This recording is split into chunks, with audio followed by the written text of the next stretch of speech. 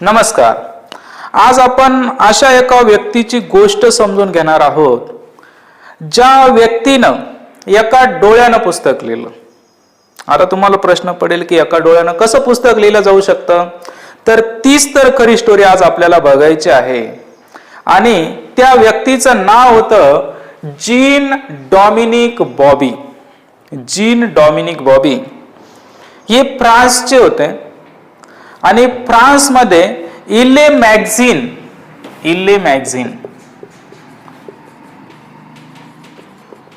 मॅगझिनचे ते एडिटर होते.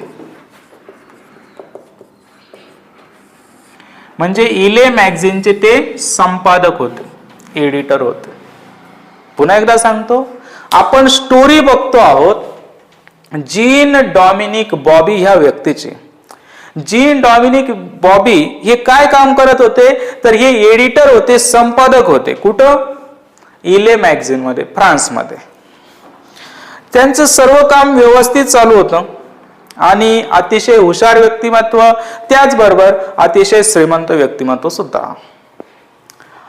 पण परिस्थिती कधी बदलल आणि कधी काय होईल, लाईफ ही पूर्णपणे अनसर्टन आहे. कधी काय होईल याचं काहीच सांगता येत नाही. आणि जीन डॉमिनिक बॉबी यांच्या आयुष्यात पण असंच काहीसं झालं. आणि 1995 मध्ये 1995 मध्ये त्यांना स्ट्रोक आला. 1995 मध्ये त्यांना स्ट्रोक आला.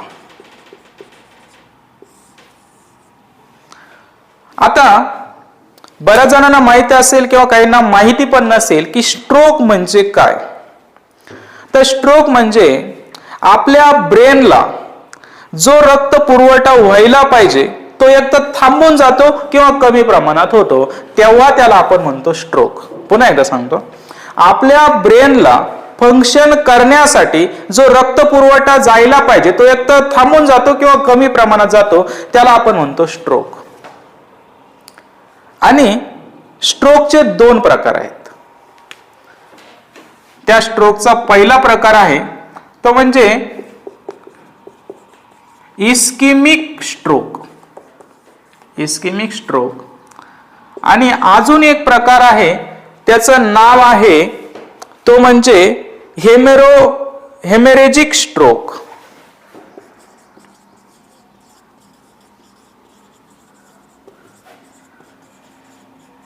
हेमेरेजिक स्ट्रोक.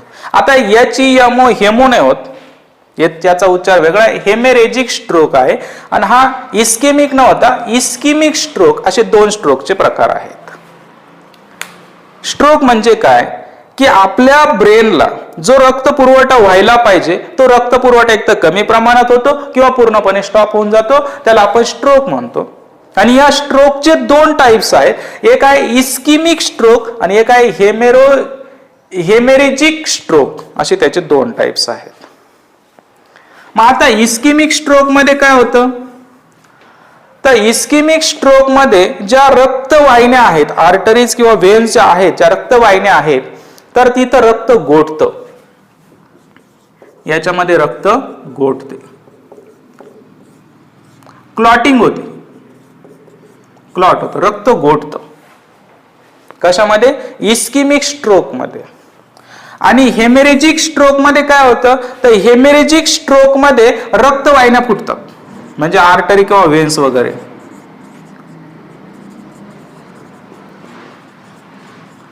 याच्यामध्ये रक्तवाहिन्या फुटतात आणि त्यामुळं ब्रेन मध्ये ब्लिडिंग होते. ब्रेन मध्ये ब्लिडिंग होते, रक्त व्हायला लागतं ब्रेन मध्ये.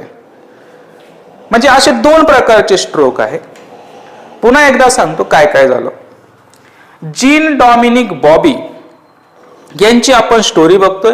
हे फ्रान्सचे आहे. फ्रान्समध्ये इले मॅगझिनचे ते एडिटर होते, श्रीमंत होते, हुशार होते. पण त्यांच्या आयुष्यात काय घटना घडली, तर 1995 मध्ये त्यांना स्ट्रोक आला. स्ट्रोक म्हणजे काय, का मेंदूला होणारा जो रक्त पुरवठा आहे तो एक तर कमी होतो किंवा थांबून जातो. स्ट्रोकचे 2 प्रकार असतात. एक आहे इस्केमिक स्ट्रोक आणि दुसरा आहे हेमेरेजिक स्ट्रोक. आणि इस्केमिक स्ट्रोक मध्ये रक्त गोठतं, क्लॉटिंग होते. त्यामुळे पुरवठा व्यवस्थित होत नाही. हेमेरेजिक स्ट्रोक मध्ये रक्तवाहिन्याच फुटून जातात ब्रेनमध्ये, त्यामुळे ब्लिडिंग होते. बर, आणि त्यांना हा स्ट्रोक आला. कोणाला? जीन डॉमिनिक बॉबी यांना. आणि हा स्ट्रोक आल्यानंतर ते 20 दिवस कोमात गेले. त्यांच्या आयुष्यात खूप वाईट वाईट घटना घडायला सुरुवात झाली. कोमा किती? 20 डेज. जवळपास ते 20 दिवस कोमात होते. आणि कोमा आपल्या सर्वांना माहिती आहे. कोमा म्हणजे काय? का ज्यामध्ये आपली बॉडी पण काहीच काम करत नाही आणि आपला माइंड सुद्धा काहीच काम करत नाही, त्याला आपण म्हणतो कोमा. असे 20 दिवस ते कोमात होते. आणि 20 दिवसानंतर मात्र ते थोडे शुद्धीवरती आले आणि त्यानंतर लगेच त्यांना एक डिसीज झाला. त्या डिसीजचं नाव आहे लॉक्ड इन सिंड्रोम. त्या डिसीजचं नाव आहे लॉक्ड इन सिंड्रोम. हा डिसीज त्यांना झाला. पुन्हा सांगतो, ज्यावेळेस त्यांना स्ट्रोक आला, त्या स्ट्रोक नंतर त्यांची बॉडी म्हणजे ते पूर्णपणे कोमात गेले. म्हणजे 20 दिवस त्यांच्या बॉडीची मनाची काहीच हालचाल झाली नाही. आणि त्यानंतर जेव्हा त्यांना थोडी शुद्ध आली, त्यावेळेस त्यांना एक डिसीज झाला. त्या डिसीजचं नाव होतं लॉक्ड इन सिंड्रोम. आता लॉक्ड इन सिंड्रोम काय आहे? तर या लॉक्ड इन सिंड्रोम मध्ये पूर्ण बॉडी फ्रीज होऊन जाते. बॉडीची कुठल्याही प्रकारची मुवमेंट करू शकत नाही. हाताची मुवमेंट, पायाची मुवमेंट नाही, बोलू सुद्धा शकत नाही, काहीच बॉडीची काहीच मुवमेंट होत नाही. पण मन मात्र जागा असतं. जर कोणी बोललं त्या व्यक्तीला ऐकायला येतं. कोणी बघितलं आलं तर तो बघू शकतो, पण तो व्यक्ती काहीच रिस्पॉन्ड करू शकत नाही. त्या आजाराचं नाव आहे लॉक्ड इन सिंड्रोम. म्हणजे बॉडी पूर्णपणे पॅरालाइज होऊन जाते. आणि लॉक्ड इन सिंड्रोम इतका गंभीर आहे की या आजारामध्ये जीन डॉमिनिक बॉबी यांचा फक्त जो लेफ्ट आय आहे, डावा डोळा आहे, त्याची फक्त पापणी हलत होती. म्हणजे त्यांच्या पूर्ण बॉडीची किती मुवमेंट होणार होती? तर त्यांच्या पूर्ण बॉडीची मुवमेंट एवढीच आहे का त्या जीन डॉमिनिक बॉबी यांचा जो डावा डोळा आहे, त्या डाव्या डोळ्याची फक्त पापणी मिचकवू शकतो. म्हणजे पापणीची फक्त ब्लिंकिंग होऊ शकते, एवढीच त्यांच्या बॉडीची मुवमेंट होते. असा त्यांना तो डिसीज झाला. आता बऱ्याच जणांना हे पण कन्फ्युजन होऊ शकतं की सर, कोमा आणि लॉक्ड इन सिंड्रोम या दोन्ही गोष्टी सेम आहेत का? नाही. कोमामध्ये बॉडी पण काम करत नाही आणि माइंड पण काम करत नाही. लॉक्ड इन सिंड्रोम मध्ये बॉडी फ्रीज झालेली आहे पण माइंड मात्र काम करत आहे. त्याला म्हणायचं लॉक्ड इन सिंड्रोम. अशी घटना त्यांच्या 1995 मध्ये त्यांच्या आयुष्यात घडली. त्यावेळेस ते 43 वर्षाचे होते. 43 इयरचे होते. 43 इयरचे होते तेव्हा. आणि आता मात्र त्यांचं आयुष्य एकदम गंभीर झालेलं आहे. मुवमेंटच नाही म्हटल्यावर काय करणार? पण अशा परिस्थितीत हे जे उदाहरण आपण निवडलंय ना, हे मी तर म्हणतो जगातलं अल्टिमेट मोटिवेशन आहे. याच्यानंतर तुम्हाला मोटिवेशन शोधायची गरज पडणार नाही, इतकं खतरनाक हे चरित्र आहे. आणि याच्यानंतर जीन डॉमिनिक बॉबी हा लॉक्ड इन सिंड्रोम आजार झाल्यानंतर ते म्हणतात मला पुस्तक लिहायचं आहे. आता एका डोळ्यानं कसं पुस्तक लिहायचं? हात चालत नाही, पाय चालत नाही, फक्त माइंड चालू आहे, एका जागेवरती आहे, कुठल्याही प्रकारची मुवमेंट नाही. एका डोळ्यानं माणूस पुस्तक कसं लिहू शकतो?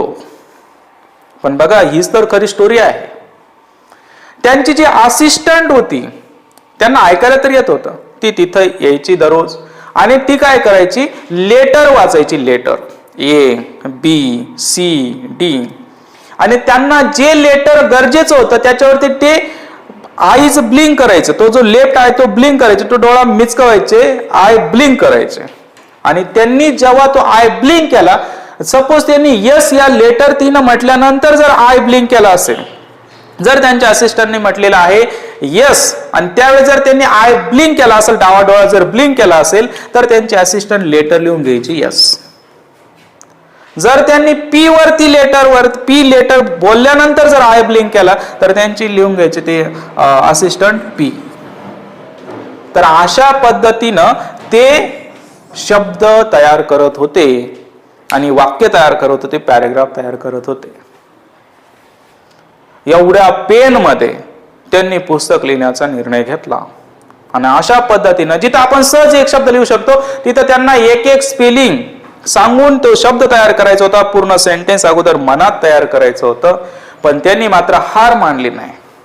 आपण म्हणतो ना की काय कन्सिस्टन्सी अंडर एक्स्ट्रीम पेन, म्हणजे एकदम खतरनाक पेन होत असताना पण त्यांनी कन्सिस्टन्सी कधी सोडली नाही. दररोज ते मात्र ते पुस्तक लिहिण्यात गुंग राहिले.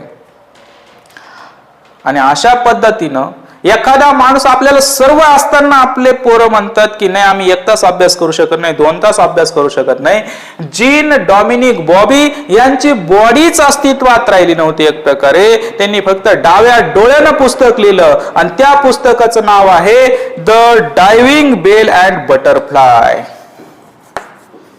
त्यांनी जे बुक लिहिलं त्या बुकचं नाव आहे the diving bell and butterfly.